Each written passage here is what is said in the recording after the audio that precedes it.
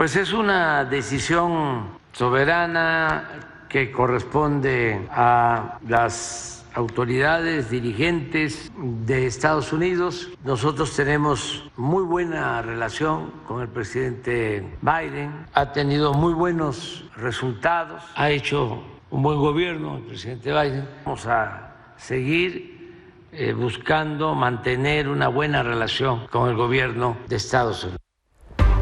Buenas noches, gracias por el honor de su sintonía. De esta manera, el presidente López Obrador reconoció el desempeño de Joe Biden como presidente de Estados Unidos luego de que ayer anunciara que se bajaba de la carrera presidencial, destacando que ahora corresponde a los demócratas elegir su reemplazo. También habló sobre Donald Trump, a quien le pidió aclarar los comentarios que hizo el fin de semana respecto a quien calificó como un idiota con un coeficiente intelectual de 50 puntos. Y es que algunos señalaron que se trató del próximo secretario de Economía, Marcelo Ebrard. Otros más dijeron que se refirió a Joe Biden. Ante esta situación, López Obrador consideró que es necesario un diálogo y no una confrontación. Sobre la especulación de quién podría ocupar la candidatura demócrata, Claudia Sheinbaum dijo que le da gusto que las mujeres puedan participar en la elección de Estados Unidos, ya que los nombres de Kamala Harris, Michelle Obama y Hillary Clinton suenan para ser las abanderadas del partido. También expresó su respeto por el presidente Biden, con quien dijo México ha trabajado muy bien. Al ser cuestionada sobre la posibilidad de que Donald Trump resulte ganador, descartó que pueda existir un riesgo para el nearshoring o que se cierren las fronteras entre México y Estados Unidos. Aquí le presentamos cómo está el panorama actualmente en el Partido Demócrata, quién podría obtener la candidatura luego de que Joe Biden declinara.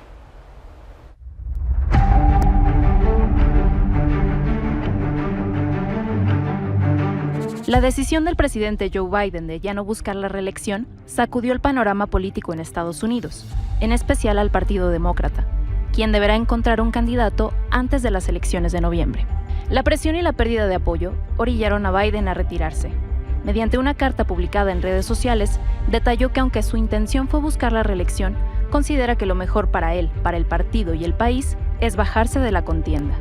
Pero, ¿qué nombres suenan para su reemplazo?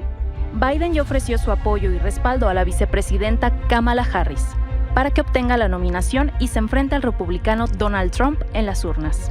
La actual vicepresidenta de Estados Unidos, Kamala Harris, es el nombre que suena con más fuerza para suceder a Joe Biden como candidato. Hija de un migrante jamaiquino y de una madre tamil de la India, Harris lleva la causa de los migrantes en las venas. Just right after Joe made his announcement, it was important for me to continue with his role of leadership in this office, of like him, who has said for many, many, many months, and I say it today, thank you all so very much for what you are doing and what you will continue to do. Hasta el momento, tiene el apoyo de Bill y Hillary Clinton, así como el de la expresidenta de la Cámara de Representantes, Nancy Pelosi, además de lograr el sí de las 2/3 partes de los delegados del Partido Demócrata para convertirse en candidata, además de recaudar una cifra de más de $81 millones para su campaña. Gavin Newsom es el actual gobernador de California y su nombre también suena como posible sustituto de Biden. Incluso obtuvo más fuerza que el de Harris hasta hace algunos días. Para algunos analistas, este es el político demócrata mejor posicionado para sustituir a Joe Biden como candidato debido a su popularidad en los medios, en redes sociales y por su gobierno progresista. Otro nombre es el de Michelle Obama, la ex primera dama de Estados Unidos. Tras el anuncio de Biden, se volvió tendencia aun cuando ella ya dejó claro que no busca postularse para la presidencia de este país. Lo cierto es que varias encuestas dicen que es Michelle Obama la única que podría vencer con contundencia a Donald Trump. Otros nombres han surgido y que anteriormente respaldaron la candidatura de Biden, como la gobernadora de Michigan, Gretchen Whitmer, el gobernador de Pensilvania, Josh Shapiro, y el gobernador de Illinois, J.B. Pritzker. La campaña sigue, el tiempo corre. Hoy, los demócratas prometieron que para el 7 de agosto tendrán un candidato definido. Para Milenio Noticias, Saraí Ramírez. La declinación de Biden a la contienda presidencial se suma a una serie de grandes momentos que han marcado su carrera política. Tuvo un rápido ascenso cuando en el 72 fue elegido como senador de Delaware, convirtiéndose en el sexto legislador más joven en la historia del país. En el 87 anunció sus intenciones de buscar la presidencia, pero tras emitir un discurso sobre su familia fue acusado de plagio, por lo que terminó bajándose de la contienda. En el 2007... nuevamente intentó ser candidato del Partido Demócrata a la presidencia, no obtuvo el apoyo suficiente. Esto hizo que el expresidente Barack Obama lo invitara a la vicepresidencia, cargo que ocupó de 2009 a 2017. En el 19 lanzó su tercera campaña presidencial, ganando las elecciones frente a Donald Trump en 2020. A pesar de que Biden era considerado como un político fuerte y de ideas progresistas, a inicios de año comenzó la preocupación por su estado de salud y su edad, pero no fue hasta su participación en el primer debate presidencial frente a Donald Trump que las peticiones dentro de su partido para que renunciara aumentaron, lo que ahora se concretó. Y vamos a enlazarnos hasta Washington. Allá se encuentra nuestro compañero José López Zamorano. Buenas noches, José. Oye, a ver, se ha hablado mucho respecto a quién va a tener la candidatura demócrata, pero ya han salido encuestas, ¿no? Allá en Estados Unidos, ¿cómo le va a Michelle Obama, a Kamala Harris, a Gavin Newsom frente a Donald Trump? Cuéntanos. Bueno, a Michelle Obama le va muy bien, Pedro, buenas noches. Pero déjame decirte una noticia de último momento. Kamala Harris acaba de amarrar la suficiente mayoría de delegados del Partido Demócrata para garantizar que va a ser la nominada de los demócratas para las elecciones del 5 de noviembre.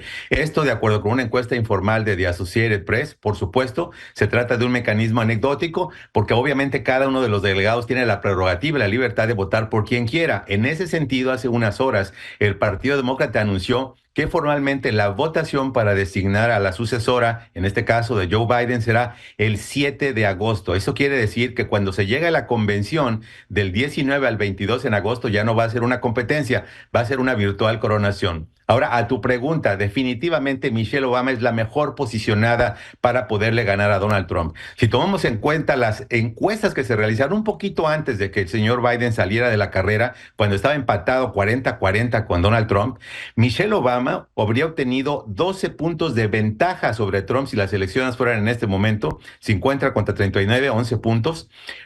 Kamala Harris 42 contra 43, es decir, ella perdería por un punto frente a Donald Trump. Gavin Newsom, el muy popular gobernador de California, perdería también frente a Trump por varios puntos porcentuales, lo mismo que la gobernadora de Michigan, Gretchen Whitmer, con 36 frente a 41% para Trump. Esto quiere decir definitivamente que la esposa del presidente Barack Obama es en este momento la política demócrata más popular. Sin embargo, las posibilidades de que ella busque la contienda son absolutamente cero. Básicamente, esta es una competencia que ya se venció, el arroz ya se coció, Pedro, si me permites la expresión. Kamala Harris será la nominada del Partido Demócrata. Oye, por José, muchas razones. Por una parte, porque los demócratas ya la apoyaron y también la plana mayor está detrás de ella. Claro, José, pero será también importantísimo ver a quién suma en su fórmula para la vicepresidencia, ¿no? Y es en donde entonces se abre ahora la discusión entre todos estos perfiles que mencionábamos, o quizás nos sorprendan con alguien que no teníamos en el radar. Definitivamente puede haber sorpresas, Pedro, pero la realidad es la siguiente.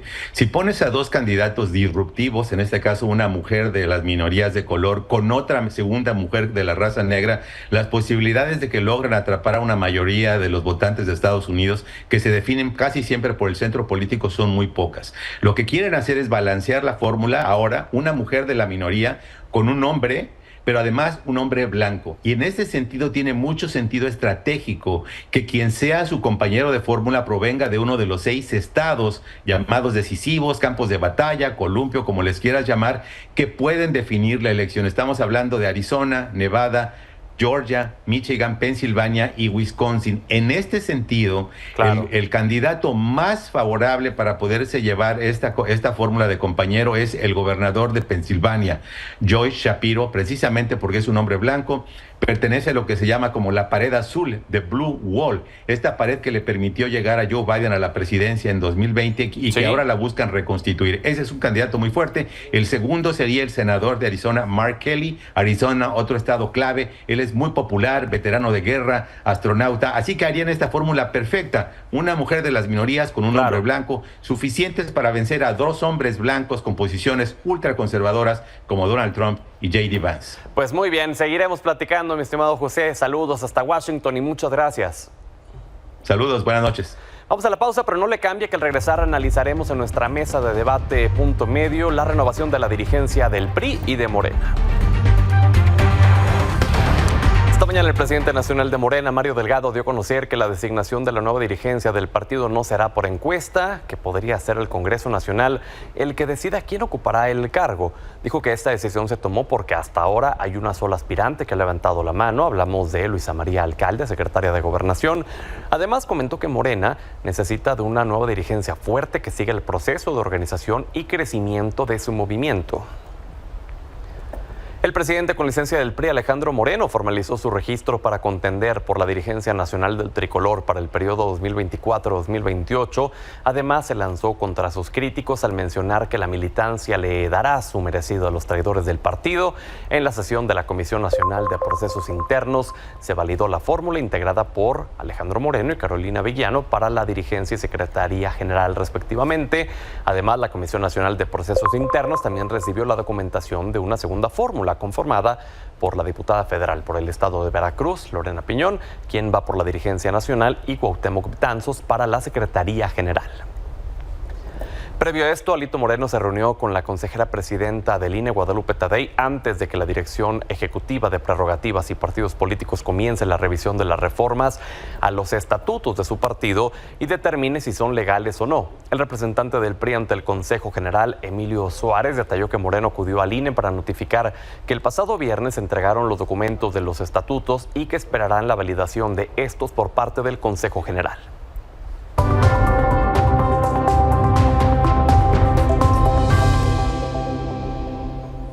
De esto vamos a hablar en Punto Medio con Tania Larios, comisionada de Procesos Internos del PRI, y con Patricia Carranza, quien forma parte del equipo del CEN de Morena. Bienvenidas, buenas noches. Buenas noches, muchas gracias. Muchas gracias, Pedro. A ver, pues estábamos platicando del PRI. A ver, Tania, cuéntanos, ¿cómo está el proceso interno? Danos un norte de cómo se está llevando a cabo. Claro, mira, yo formo parte de la Comisión Nacional de Procesos Internos, que en nuestros artículos mandata a que seamos nosotros los responsables de organizar, conducir y validar los procedimientos internos del partido, la emisión de convocatorias. En este caso, la convocatoria que emitimos el 11 de julio, donde estipulamos las bases, las normas y el reglamento para abrirnos a un proceso interno para seleccionar a la futura dirigencia. Siendo esto, hoy tuvimos el día de la jornada de registros para cualquier aspirante con militancia, con los requisitos que siempre han tenido nuestros estatutos: militancia comprobada, trabajo partidario, que hayan sido cuadros validados y representados en una vida partidaria intensa y activa. Y hoy tuvimos, como ya lo mencionaron ustedes, el registro de 2 fórmulas distintas. Nos tenía la convocatoria la base de una fórmula única si hubiera sido el caso, pero va a haber diálogo, va a haber comunicación y va a haber una jornada muy intensa que va a iniciar a partir del 24 de julio al 10 de agosto. ¿Se pretendía una candidatura única?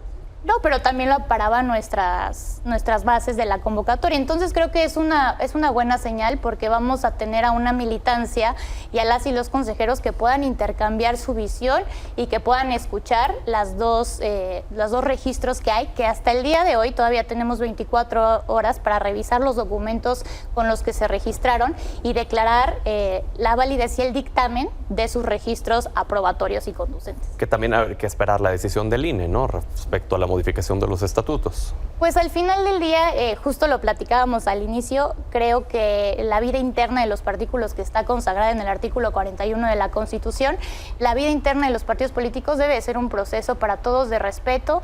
En eso, sin duda alguna, creo que todos los respetos estuvieron apegados internamente hacia las variantes que tiene que haber para modificar estos estatutos en la gran Asamblea Nacional que tuvimos. Y bueno, yo creo que terminarán por validarlos, ya que tuvieron toda legalidad. ¿Qué opinas al respecto? Digo, aquí pues es una mesa de debate, de análisis, venimos a platicar de ambas situaciones, de ambos procesos que se están llevando a cabo. Entonces también es interesante ver cómo desde afuera están viendo los procesos de los otros partidos. La semana pasada hablamos también del proceso interno de Partido Acción Nacional. Ya en diciembre, que venga el de Movimiento Ciudadano, hablaremos de eso también. Pero, ¿qué opinas respecto al proceso del PRI? Pues nosotros en Morena sabemos que la legitimidad de las autoridades no se las da un individuo, sino la colectividad. En Morena, a pesar de que tuvimos un triunfo avasallador en este proceso electoral, sabemos que no es momento de estar agandallando ni de ungir personalidades, sino que la colectividad elija, reflexione y haga lo mejor para que el movimiento siga organizado, unificado y que priorice el mandato del pueblo, que es lo principal, no los cargos, sino los encargos, y que se piense en un proceso interno tranquilo, ¿no? Sin imposiciones, sin personalidades avasalladoras, con ya sea el método de la encuesta, que es lo que indican nuestros estatutos, o como lo dijo el presidente en la mañana, en el Consejo General, que es un consejo emanado del pueblo, de 300 asambleas distritales que se hicieron en 2022. Entonces es una extensión del pueblo, no es una elección popular, no es un proceso de decisión de dirigencias por dedazo ni respetando solo personalidades. En un momento más entramos de lleno en el tema de Morena. ¿Qué opinas respecto del PRI? Pues está bien que están como tratando de legitimar sus procesos, ¿no? Escuchamos por una parte a los dirigentes que no necesariamente son amigos del dirigente actual, quejándose de que no les daban acceso a la asamblea que se celebra en el World Trade Center. Se hizo allí a pesar de que el PRI tiene históricamente edificios con auditorios y como toda una infraestructura de este partido hegemónico que fue en su momento.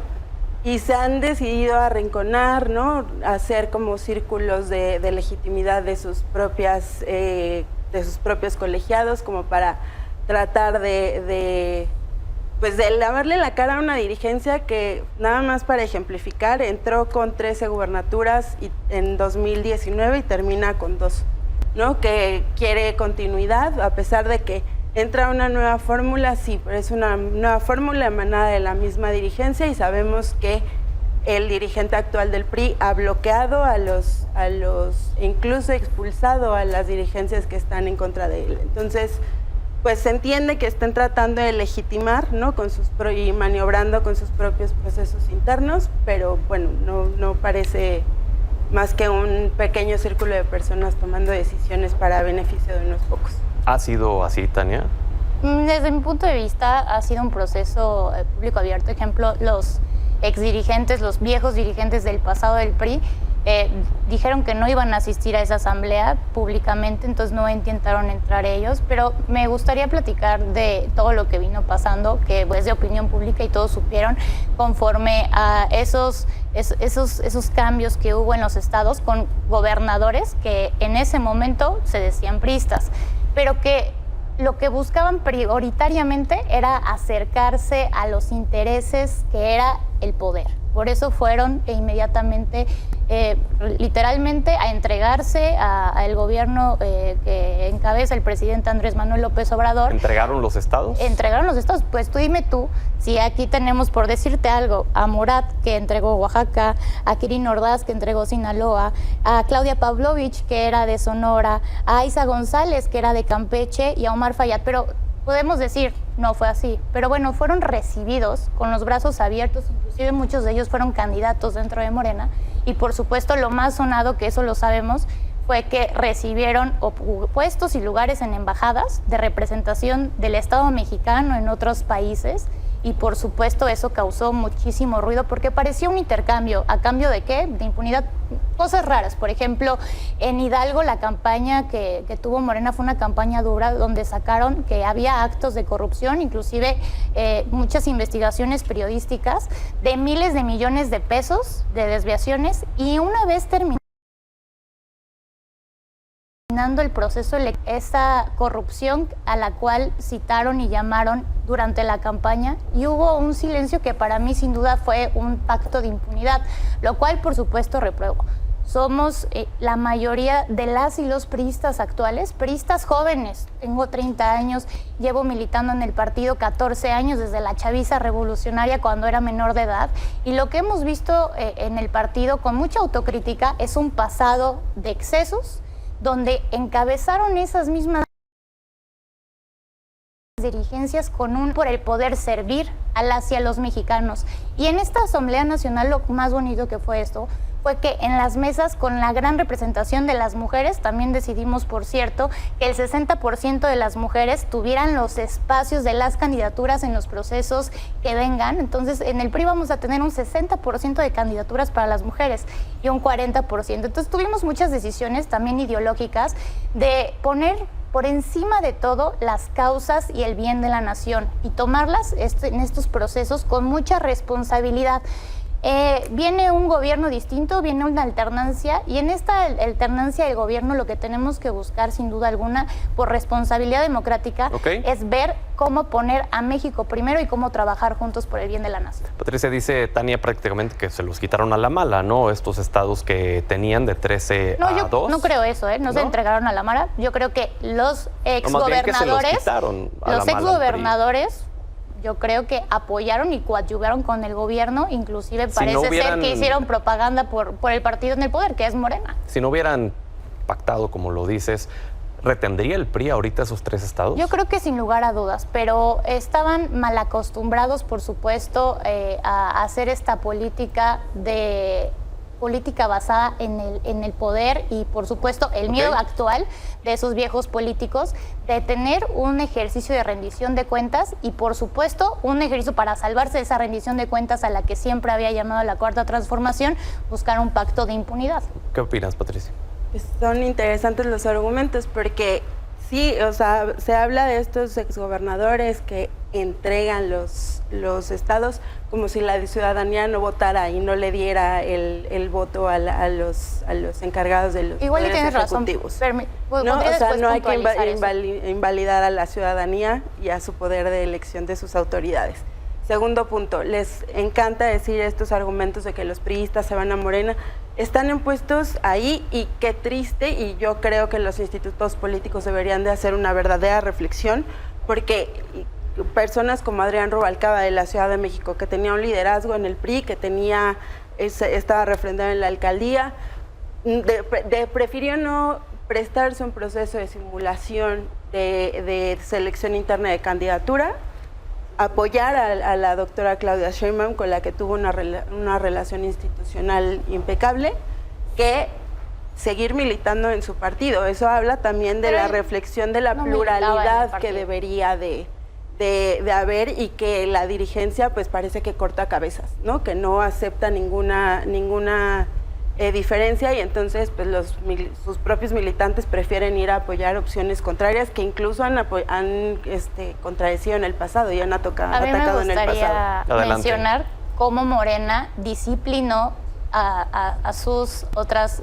vías y alternativas, y lo publicó en un acuerdo donde repartió secretarías de estados, por ejemplo Marcelo Ebrard, y no lo digo yo, lo dijo el presidente López Obrador, que había un acuerdo dentro de Morena donde el primer lugar o el segundo lugar, que no fue la candidata Claudia Sheinbaum o actual presidenta electa, pues le iban a dar una secretaría de Estado.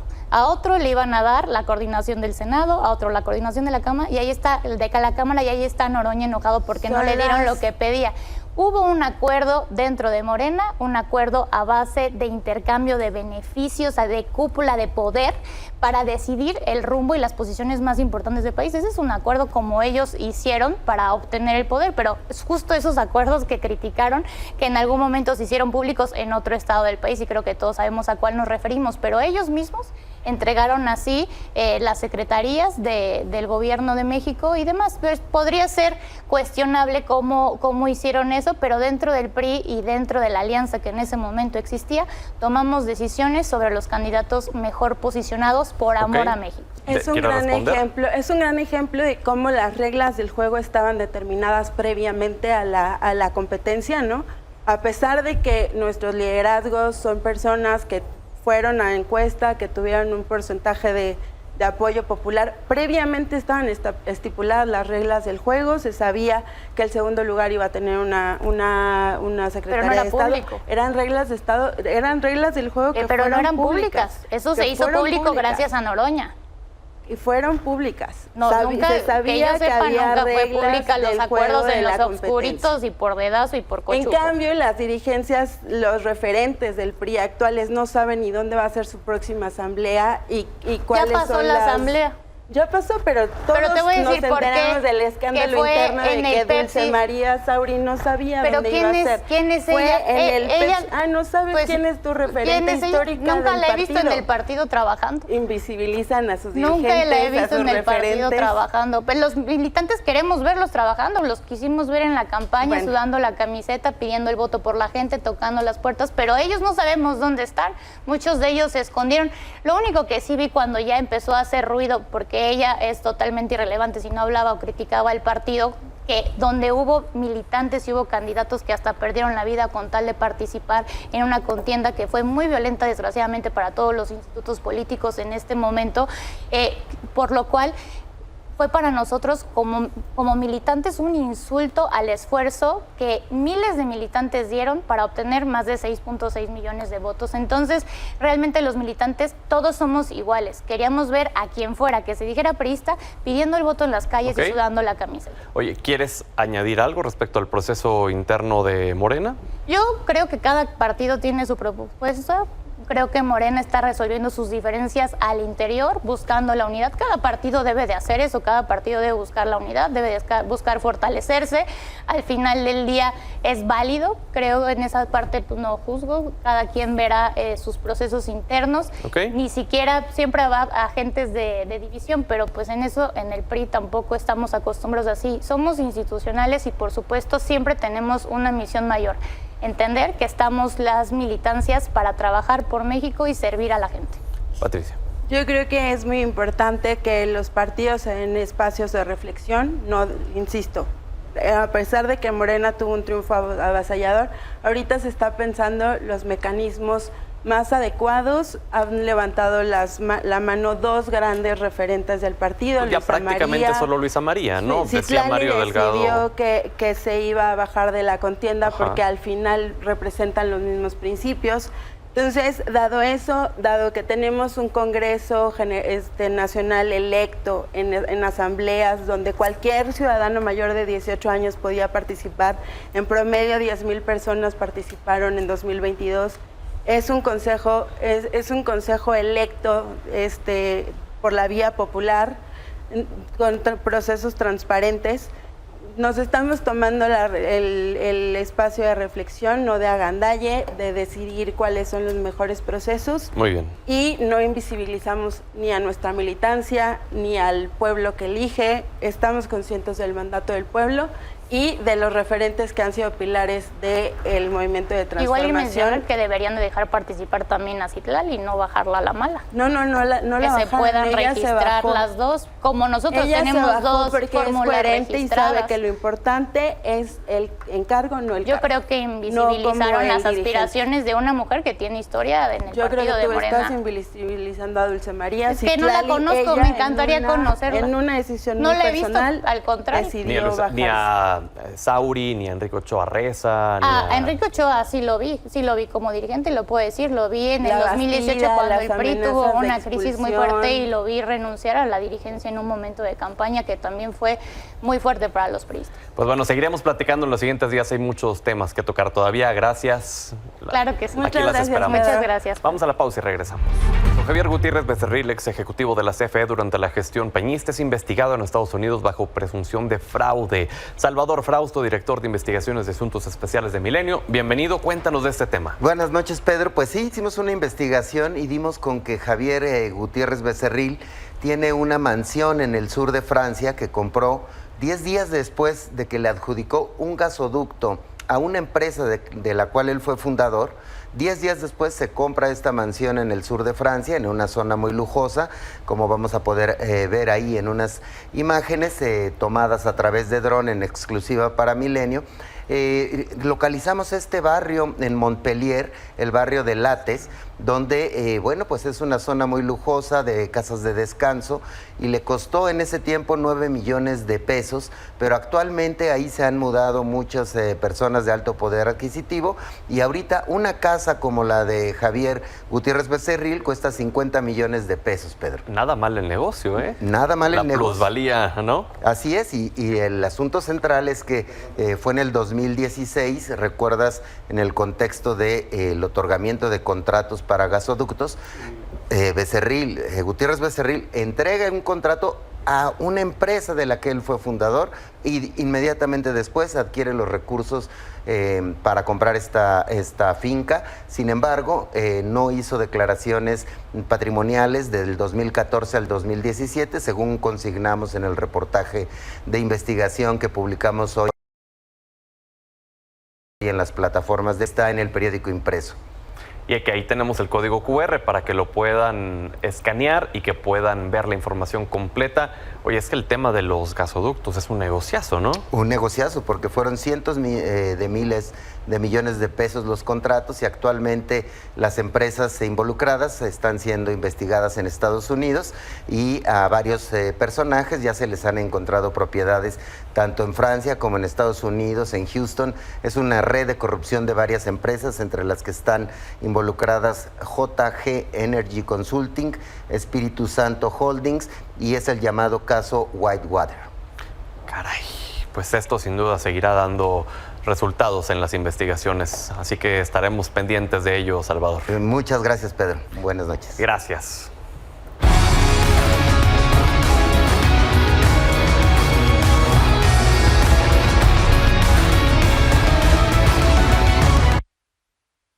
Con base a estos criterios, nos da mucho gusto comunicar la llegada de Javier El Vasco Aguirre como director técnico de la Selección Nacional. Sin duda, el entrenador mexicano con mejor trayectoria, una reconocida carrera en el extranjero y conocimiento profundo sobre los procesos con selecciones nacionales. Asimismo, para acompañar el proyecto junto a Javier, pensamos en uno de los futbolistas más destacados de México, con una gran trayectoria en el fútbol nacional e internacional. Alex Loé, bienvenida. A ver, nuevo cuerpo técnico de la selección mexicana. Regresa el Vasco Aguirre, Rafael Márquez como su asistente. ¿Qué piensas de esto? A ver. Híjole, la verdad es que es un tema muy complicado. A ver, sabemos que el Vasco es un director técnico muy renombrado. 2 etapas bastante buenas con la selección. Del otro lado, Rafa Márquez, un jugador de selección pues igual muy reconocido también. Pero en realidad no me quiero ir a los números del pasado, me quiero ir al presente, que es lo que nos importa. La historia escrita está. Y ahora el presente es en realidad pues la duda. Yo creo que Aguirre es el director técnico seguro. Para la selección es seguro. Había más opciones, yo creo que mejores. Está el caso de Almada, está el caso de André Jardine, pero no, ellos no son tan mediáticos, ¿no? Ellos no tienen la experiencia y ellos no tienen justamente pues esta idea que estaban buscando. Yo creo que la respuesta más fácil, más rápida y la que más le convenía a la federación era poner a Aguirre en su lugar. Ahora, te quiero leer una lista que publicaron a través de este video. Experiencia nacional e internacional. Bueno, Javier sí la tiene, ¿no? Javier Aguirre sí la tiene, pero Rafa Márquez lo único que ha dirigido es el Barcelona y el Barcelona C. Ahora, ¿qué tanto le conviene a Rafa que se haya venido a la selección nacional mexicana cuando pudo haber tenido un proyecto en Europa e inclusive estaba candidateado para llegar al Barcelona, al primer equipo, ¿no? Después de Xavi. Exacto, después de Xavi, después de lo que podía ofrecer y con los resultados que dio al final, Rafa era una de las opciones viables para esto. Le dijeron, espérate, te vamos, por supuesto, a acercar un poco más al resultado que queremos, que buscamos. Ahora, conocimiento sobre estilo de trabajo adecuado al perfil del director, del jugador mexicano, ¿no? Del fútbol mexicano. Yo me pregunto, ¿quién va a poner las reglas? Aguirre es muy defensivo. Del otro lado, Rafa es muy ofensivo. ¿Quién va a poner las reglas del juego? ¿Quién va a decir, esta es la posición que se va a jugar y esto es la cercanía? A ver, ¿no crees que Rafa Márquez está más como por una cuestión justo de motivación anímica, de liderazgo que él representó durante tantos años para la selección, que lo pueda llegar a transmitir a esta nueva generación de chavos que están en la máxima? Y es que sí podría ser, y de hecho es uno de los planes capitanes. A ver, el auxiliar es ese, es el vínculo entre el director técnico y justamente el jugador. Lo que creo hoy en día es que Rafa, a ver, cuando él fue capitán y cuando fue estandarte de la selección, nunca fue tan cercano a sus compañeros. Era un líder muy callado, muy reservado. Él era el líder por cómo jugaba y por lo que jugaba en ese entonces en la selección, pero en realidad es un líder muy atrás, muy cerrado, muy callado, maneja las cosas diferente, no es ese líder que impone sus reglas. Entonces hay que ver qué es lo que sucede, si el Rafa al final del día va a acabar dictando cómo se juega los partidos, y al revés, Aguirre va a tener que ser el que sea el cercano a los jugadores. Pero bueno, ahí también me queda duda, madurez y fortaleza para enfrentar entornos de alta presión. También me queda la duda si Rafa está preparado para eso. A ver, Aguirre por supuesto tiene todas las credenciales, pero Rafa no. Entonces, esta lista está hecha para Javier y era lo que buscaban con Jimmy y con Rafa. Vamos a ver si el proyecto llega a 2030. Caray, yo solo me pregunto si repetir y repetir y repetir, caray, y si cuando quieres un resultado distinto tienes que hacer algo distinto. Entonces... Pero es lo seguro, y lo seguro siempre va a dar mucha tranquilidad al público. Bueno, ya lo seguiremos platicando. Gracias, Alex. Complicado, muchas gracias, Pedro.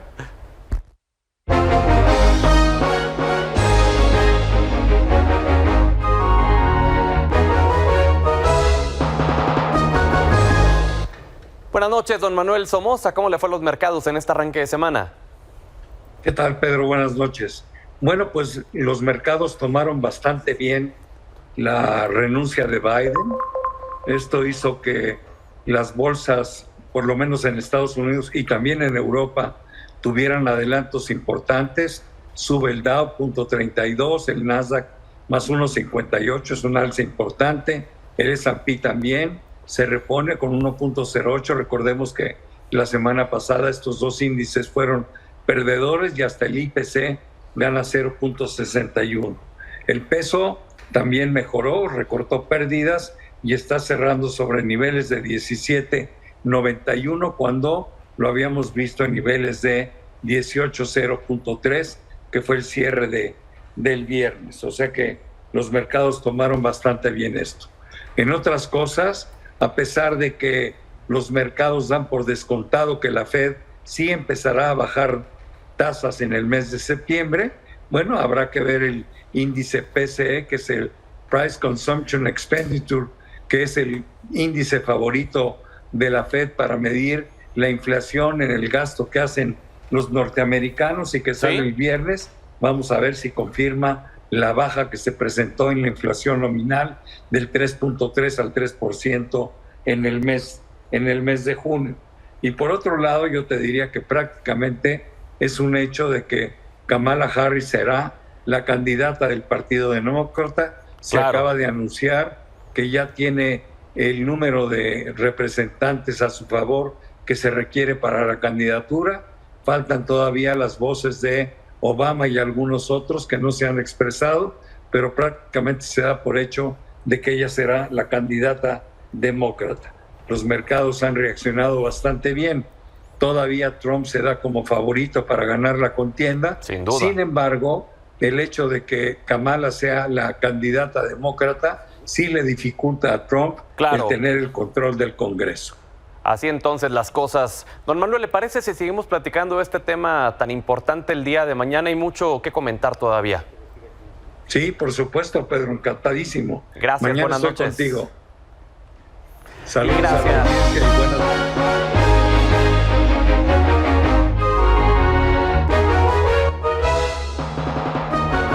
Gracias por el honor de su sintonía esta mañana.